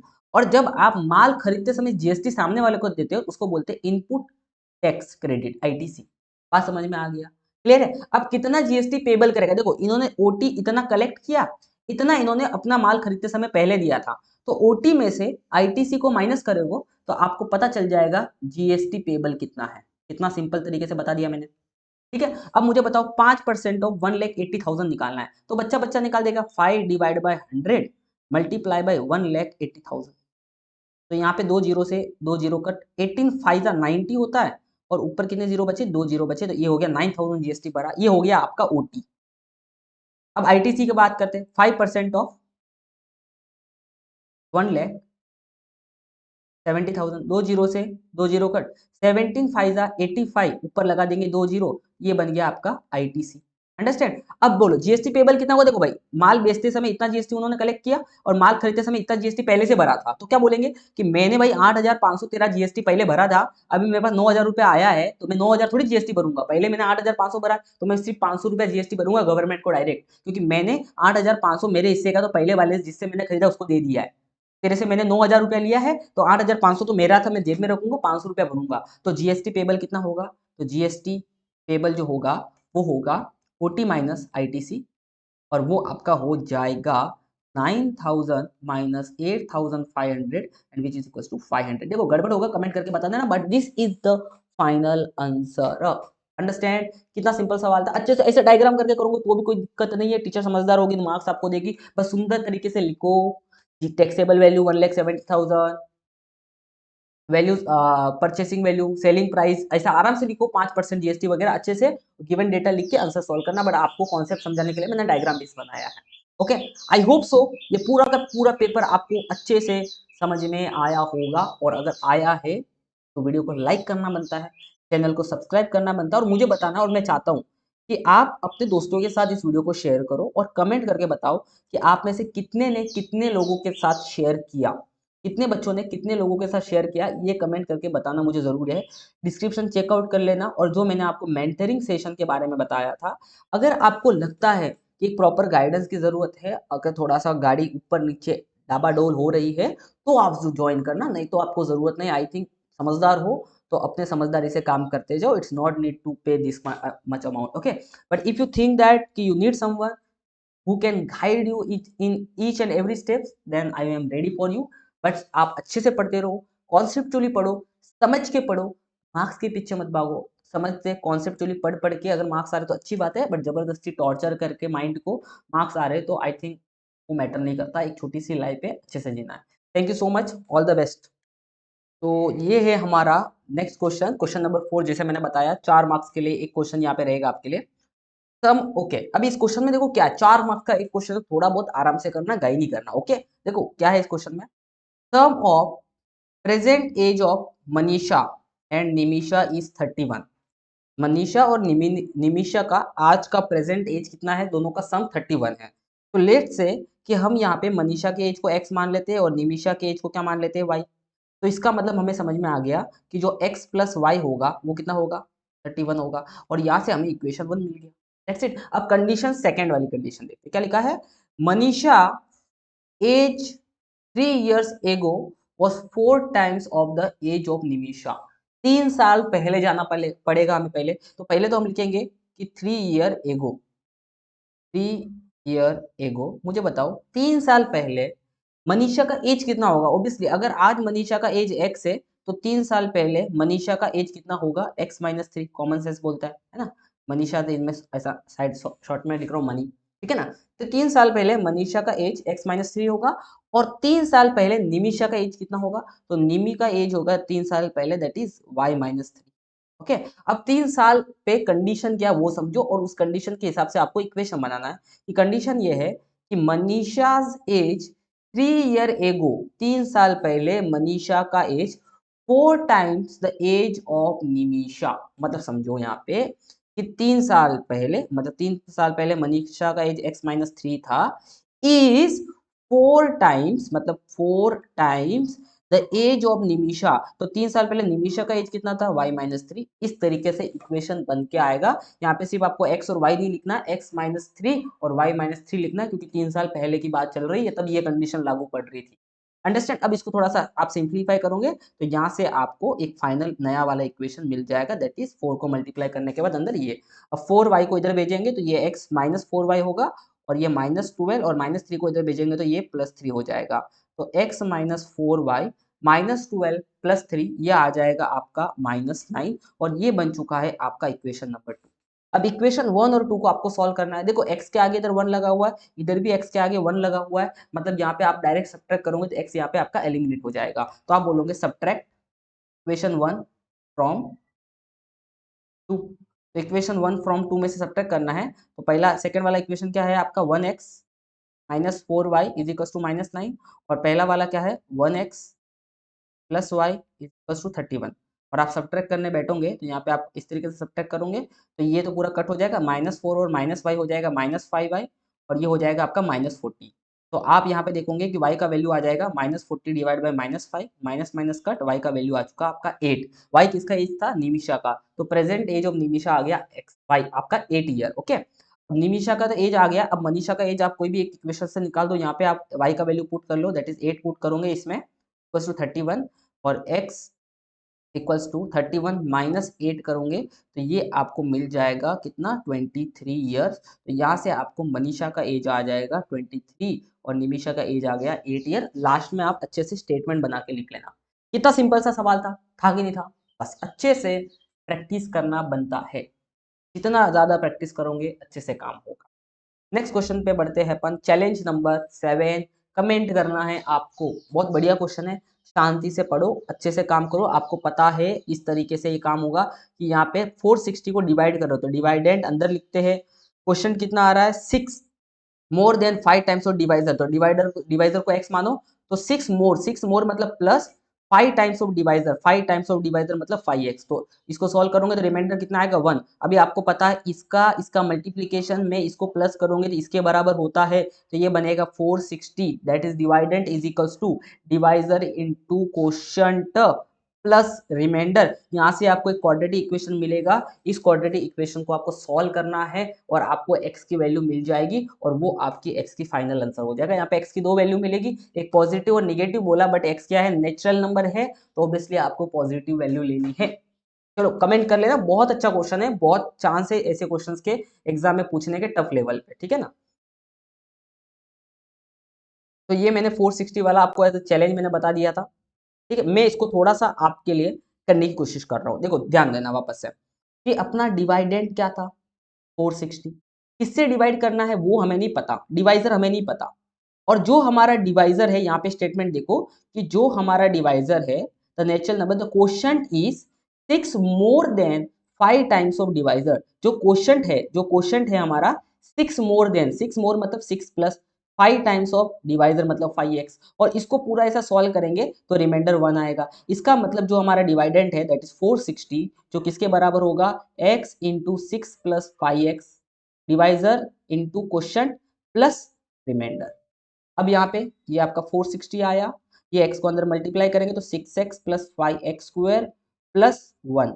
अंडरस्टैंड? तो यहाँ से आपको इक्वेशन मिलेगा that is 5x square plus 6x plus 1 और 460 प्लस में इधर आके माइनस हो जाएगा और इक्वल टू के इधर 0। तो आपको यहाँ से एक इक्वेशन मिल गया 5x square plus 6x minus 459 equals to 0। Understand? अब इसके x की वैल्यू निकालने के लिए आप फैक्टराइजेशन यूज करो या फॉर्मूला मेथड यूज करो। मैं फॉर्मूला मेथड से आपको बता देता हूँ। a का वैल्यू कितना है 5, b का वैल्यू कितना है 6 और c का वैल्यू कितना है -459। सबसे पहले हम क्या निकालते हैं डिस्क्रिमिनेंट निकाल देते हैं, जो क्या होता है बी स्क्वायर माइनस 4ac। अब मुझे बताओ b का वैल्यू कितना है, ऑब्वियसली 6 है, -4, a का वैल्यू कितना है 5 है और c का वैल्यू कितना है 459। अंडरस्टैंड? 6 का स्क्वायर आएगा 36, सॉरी माइनस, देखो देखो गड़बड़, ये माइनस साइन गड़बड़ होती है क्या। अब ये माइनस और ये माइनस मिलके बन जाएगा यहाँ पे प्लस। अब आपको ये पूरे को मल्टीप्लाई करना है। मुझे बताओ 4 फायदा कितना होता है 20। अब आपको 20 को मल्टीप्लाई करना है 459 से, तो पहले मैं 459 को 2 से मल्टीप्लाई करूंगा तो ये हो जाएगा आपका 18, 1 कैरी, ये 11 आपका 1 कैरी और ये 8 और ये 9, 918 और पीछे लगाना पड़ेगा 0 क्योंकि वो 20 था। तो आपको यहाँ पे मिल गया 9180। अब इसमें ऐड करना है आपको 36, तो 9180 में आपको ऐड करना है 36, तो ये 6 हो जाएगा, 8 और 3 आपका 11, ये 1 कैरी, ये 2 और ये आपका आ गया 9, ये आ गया आपका 9216। ठीक है। अब आप सभी को पता है कि जब हम फॉर्मूला मेथड यूज करते हैं तो फॉर्मूला क्या है हमारे पास, हमारा बड़ा सिंपल फॉर्मूला होता है, वो होता है x is equals to minus B plus minus under root of B square minus 4ac upon 2a। अब मुझे बताओ b का वैल्यू कितना है, b का वैल्यू हमने यहाँ पे abc के वैल्यू जब निकाले थे तो b का वैल्यू लिखा है 6। आप देखोगे abc की वैल्यू जब निकाली हमने, बी स्क्वायर का वैल्यू, ओके, ये जो अंदर वाला जो आपको लिखा हुआ दिख रहा है ये बी स्क्वायर माइनस 4ac, इसका वैल्यू हमने पहले से निकाल दिया है 9216। तो हम यहाँ पे पुट करेंगे अंदर 9216 डिवाइड बाई 2 और a का वैल्यू कितना है 5।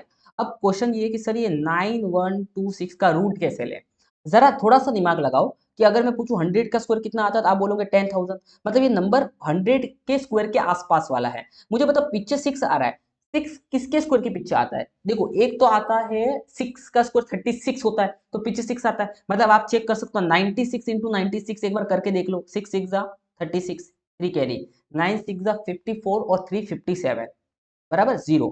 वापस से 9 6 जा 54, 5 कैरी, 9 9 जा 81, 81 और 5 86, करेक्ट है। अब यहाँ पे जरा ध्यान देना, 6 7 और 4 कितना हो जाएगा 11, 1 कैरी, ये 12, 1 कैरी, ये 9। देखो 9 2 1 6 मतलब ये 96 का स्क्वायर है, तो इसका स्क्वायर रूट हो जाएगा 96 और नीचे आ जाएगा 10। यहाँ से हमें x की दो वैल्यू निकल के आती है, एक आई -6 प्लस 96 डिवाइड बाई 10, और एक आती है आपकी minus of -6 96 divide by 10।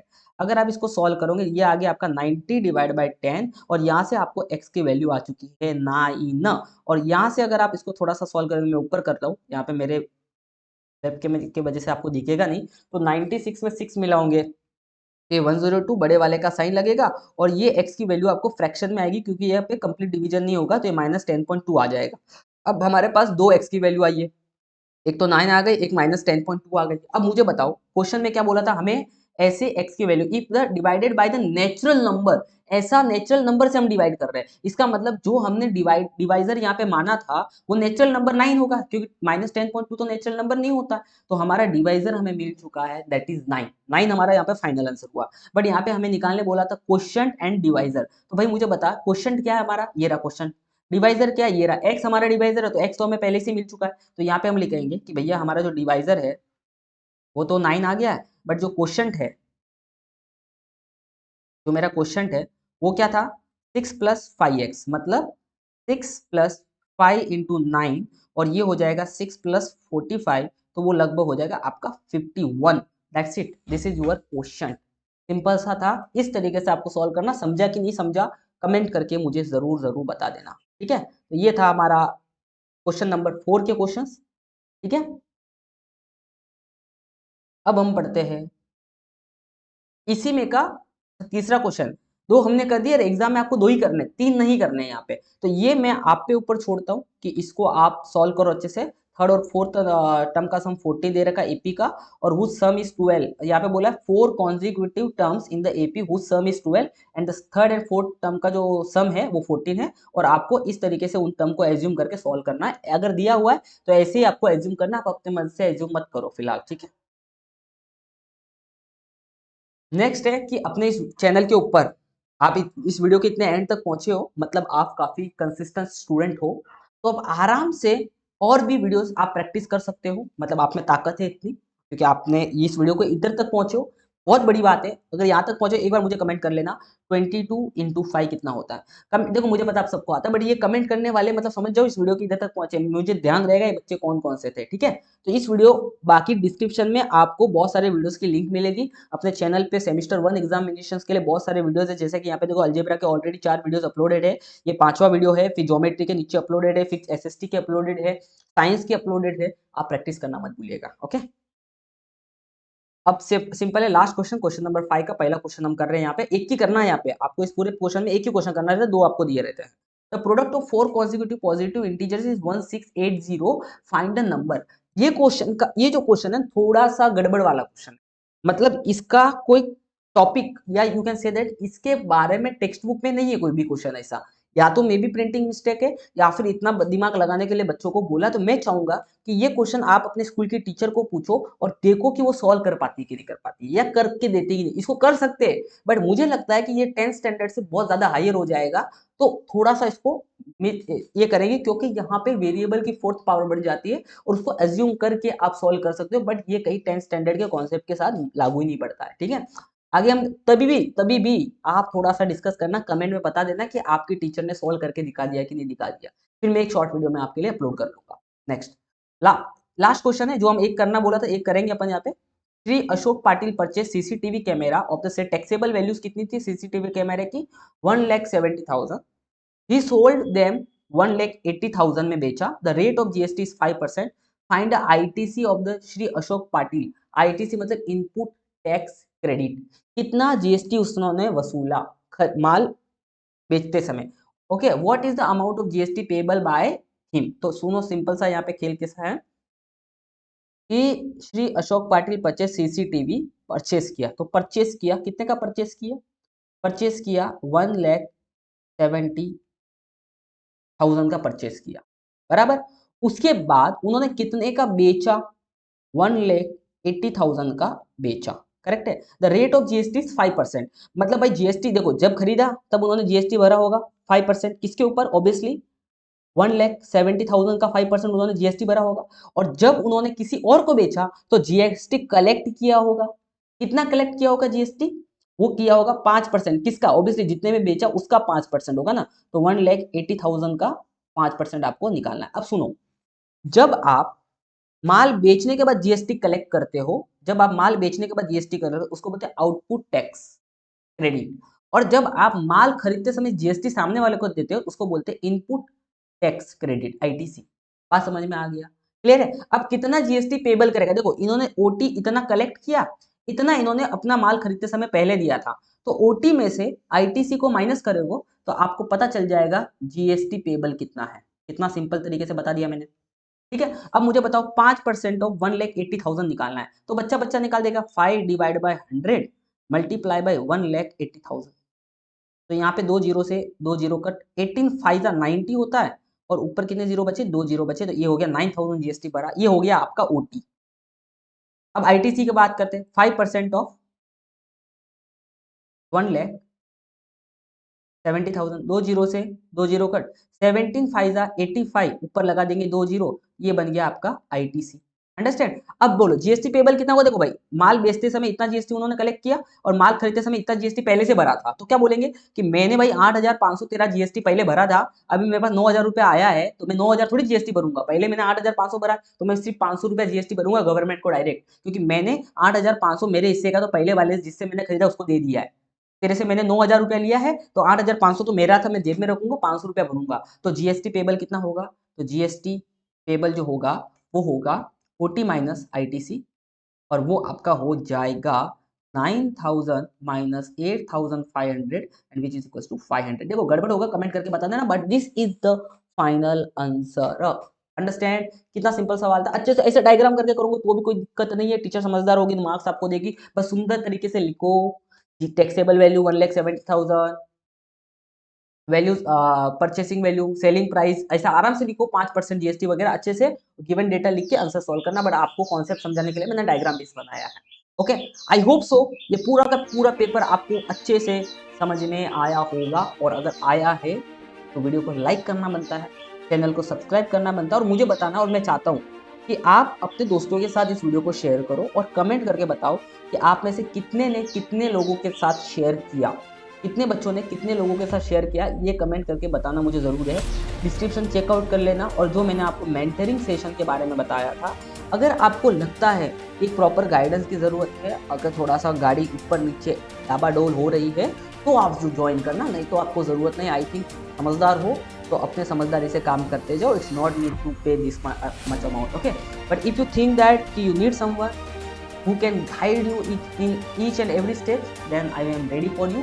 But आप अच्छे से पढ़ते रहो, कॉन्सेप्चुअली पढ़ो, समझ के पढ़ो, मार्क्स के पीछे मत भागो। समझते कॉन्सेप्चुअली पढ़ के अगर मार्क्स आ रहे तो अच्छी बात है, बट ज़बरदस्ती टॉर्चर करके माइंड को मार्क्स आ रहे तो आई थिंक वो मैटर नहीं करता। एक छोटी सी लाइफ है, अच्छे से जीना है। Thank you so much, all the best.